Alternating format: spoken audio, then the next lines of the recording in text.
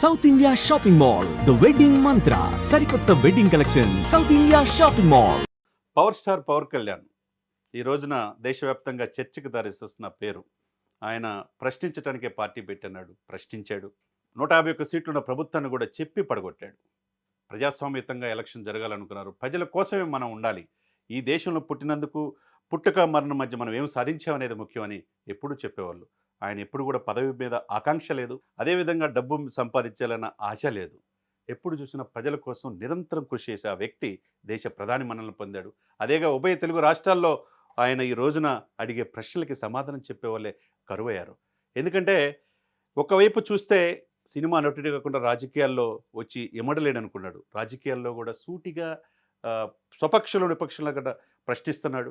అదేవిధంగా సినిమా పరిశ్రమ చేస్తున్న అనుకోకుండా వాళ్ళు ఇష్టం వచ్చినట్టు వాళ్ళే నిర్ణయించుకొని జూన్ 1 నుంచి బంద్ చేయాలనుకొని నిర్ణయించడం ఒక్కసారిగా ప్రశ్నించాడు. ప్రశ్నించే తలకి ఆ నలుగురు ఎవరని చెప్పేసి గత 2 రోజుల నుంచి ఛానల్లో మనం డిస్కషన్ చూస్తూ ఉన్నాం.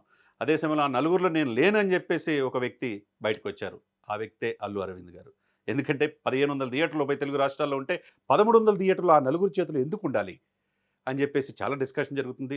అనుకోకుండా దీన్ని ఆ నలుగురు అంటే ఒకవైపు దిల్ రాజు గారు, తర్వాత అల్లు అరవింద్ గారు, తర్వాత దగ్గుపాటి సురేష్ గారు, తర్వాత సునీల్ నారంగన్ ఏషియన్ సినిమా డిస్ట్రిబ్యూషన్స్, తర్వాత నితిన్ వాళ్ళ నాన్నగారు కొన్ని సినిమాలు ఉన్నాయన్నారు. అదేవిధంగా వీళ్ళందరూ ఒక ఎత్తు అయితే ఈ మధ్య 2 రోజుల నుంచి పేరు దోరంపూడి చంద్రశేఖర్ రెడ్డి వైసీపీ రూపంలో ఇదంతా చేస్తున్నాడంటున్నారు. అది ఏది విచారించాలని హోంశాఖ కూడా ఆదేశాలు ఇచ్చారు కందులు దుర్గేష్ గారు.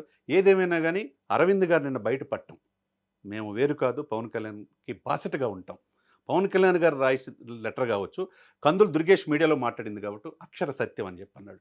ఎందుకంటే ఈ కూటమి అధికారంలో వచ్చిన తర్వాత పవన్ కళ్యాణ్ కలిసినప్పుడు మీరు చంద్రబాబు నాయుడు గారిని కలవండి, మీ పాలసీ తీసుకురండి, మీరందరూ కలిసిగా రండి, మీ సమస్యలను పరిష్కరిస్తాం అని చెప్పి ఆ రోజు చెప్పినప్పుడు మా వాళ్ళు వెళ్ళలేకపోయారన్నాడు. అంటే వాస్తవాలు చెప్పారు. ఇంత అల్లు అరవింద్ గారు వాస్తవాలు చెప్పినందుకు అభినందించాలి. అదే సమయంలో నా చేతిలో థియేటర్లు ఓన్లీ తెలుగు రాష్ట్రాల్లో 15 థియేటర్లే, అది ఆంధ్రప్రదేశ్లో ఉన్నాయన్నారు. అది కూడా 15 కూడా వదిలించుకోవడానికి ప్రయత్నం చేస్తున్నాను అన్నాడు. ఒకటే AAA థియేటర్ అమీర్పేటలో ఉంది నా పేరు మీద అని చెప్పి ఒప్పుకున్నారు. ఇట్లా ఇష్టం వచ్చినట్టు ప్రకటించడం, అందులో పవన్ కళ్యాణ్ ఎదురెడ్డి హరహర వీరమల్లు రిలీజ్ కాకుండా ఆపటం ఎవరి వల్ల కాదు అని చెప్పాడు. పవన్ కళ్యాణ్ గారు మాట్లాడిందంటే ఏ తప్పు లేదు. ఇప్పటికి మేము చాలాసార్లు కూడా నేను ముఖ్యమంత్రి గారిని, పవన్ కళ్యాణ్ గారిని కలిసి మా సమస్యలు చర్చించుకుందామని చెప్తే ఫిలిం ఛాంబర్లో కూడా ఎవరు విన్నవాళ్ళు లేరు. మా చంద్రబాబు గారు అన్నారు. ఈరోజు వెళ్ళకపోబట్టి ఈ పరిస్థితి. మరి అదే సమయంలో జగన్మోహన్ రెడ్డి గారి దగ్గరికి వెళ్ళి సాగిలపడి దండాలు పెట్టి అయితే అప్పుడేమైంది వీళ్ళందరికీ? జగన్మోహన్ రెడ్డి గారు పూర్తిగా అరగదొక్కారు. కానీ పవన్ కళ్యాణ్ చర్చల సమస్య పరిష్కరించుకుందాం, ఆంధ్రప్రదేశ్ రాండి, మీకు షూటింగ్ స్పాట్స్ ఇస్తాం, మీకు టికెట్ల రేట్లు పెంచుకోవడానికి అవకాశం ఇస్తామని ఆ రోజు అశ్విని దత్ గారికి ఇవ్వలేదా? మరి ఇంత ఇచ్చినప్పుడు ఎందుకు వెళ్ళలేపారని చెప్పి పవన్ కళ్యాణ్ గారు చేసిన పనిని అప్రిషియేట్ చేస్తా మీడియాలో అల్లు అరవింద్ ప్రముఖ నిర్మాతగా చెప్పిన అల్లు అరవింద్ గారు ఒక్కసారిగా బయటకు వచ్చారు. ఆ నలుగురిలో నా పేరు చేర్చొద్దు, నేను లేను. అదేవిధంగా కందులు దుర్గేష్ గారు ప్రశ్నించింది వాస్తవం. అదేవిధంగా పవన్ కళ్యాణ్ గారి ఆవేదనలో అర్థం ఉంది.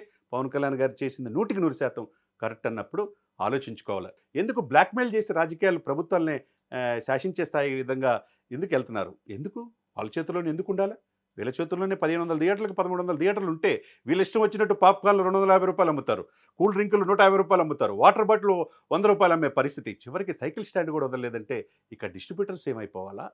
అంటే మొత్తం మీరే సంపాదించుకుంటుంటే చిన్న సినిమాలు ఏమైపోవాలా అనేది ఆలోచించుకోవాలా. చివరికి ఎవరితో పెట్టుకోకూడదో వాళ్ళతో పెట్టుకున్నారు. చివరికి ఏంటి పవర్తో పెట్టుకుంటే ఆయనకు ఒక తెక్కు ఉంది, దానికి కానీ లెక్క ఉందని చెప్పే డైలాగ్ ప్రకారం ఇక్కడ అన్ని రిపేర్లు చేయబడినట్టు పవన్ కళ్యాణ్ గారు ఆయన గ్యారేజ్ ఓపెన్ చేశాడు.